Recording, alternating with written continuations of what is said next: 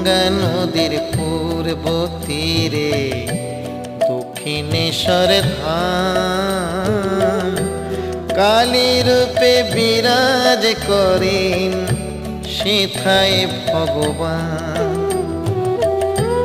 নবরত্ন কালী গৃহ, নবরত্ন কালী গৃহ, পঞ্চবটির বন, সেইখানে মা যোগ মায়ার সদাই আগমন।